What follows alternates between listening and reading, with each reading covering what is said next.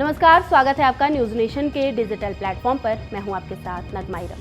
अंग्रेजों ने औपनिवेशिक काल में भारत को जमकर लूटा। 1765 से लेकर 1900 तक अंग्रेजों ने भारत से 64.82 ट्रिलियन डॉलर यानी 5611 लाख करोड़ रुपए की लूट मचाई थी। यह खुलासा ऑक्सफैम इंटरनेशनल की एक रिपोर्ट में हुआ है। रिपोर्ट के मुताबिक इसमें से 33.8 ट्रिलियन डॉलर की राशि 10% अंग्रेजों में बांटी गई। दावोस में वर्ल्ड इकोनॉमिक फोरम की सालाना बैठक में इस रिपोर्ट को सार्वजनिक किया गया। ऑक्सफैम इंटरनेशनल ने अपनी रिपोर्ट में बताया कि अंग्रेजों की इस लूट का असर भारत के औद्योगिक उत्पादन पर पड़ा। वैश्विक औद्योगिक उत्पादन में भारत की हिस्सेदारी 1750 में 25% थी, जो 1900 तक गिरकर सिर्फ 2% ही बची।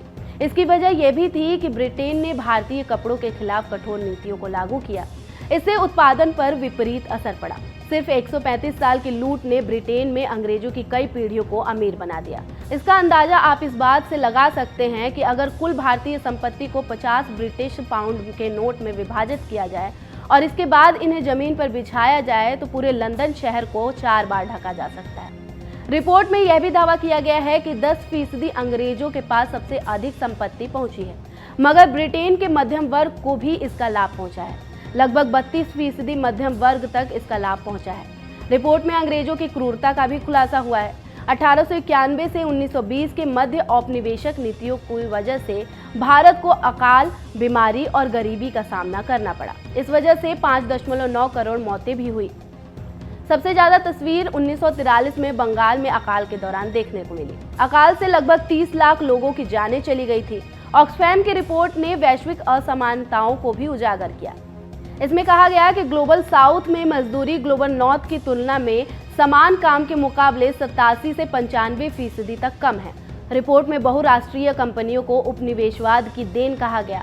भारत समेत ग्लोबल साउथ के बहुराष्ट्रीय कंपनियों के माध्यम से आर्थिक शोषण जारी है। इन कंपनियों का ग्लोबल सप्लाई चेन पर नियंत्रण है। विकासशील देशों में सस्ती मजदूरी पर शोषण करती है और लाभ को ग्लोबल नॉर्थ देशों की तरफ भेजती है।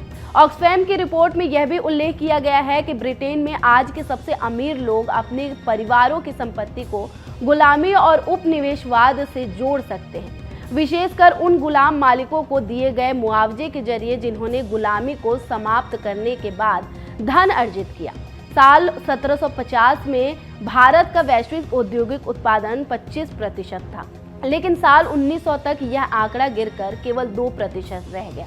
इस भारी गिरावट का कारण उपनिवेशीकरण और ब्रिटेन द्वारा भारत से निकाले गए संसाधन और धन था। इस संसाधन और धन की कमी के कारण भारत के औद्योगिक जगत को तगड़ा झटका लगा और यह लगभग खत्म होने की कगार पर पहुंच गया था। फिलहाल इस वीडियो में मेरे साथ इतना ही।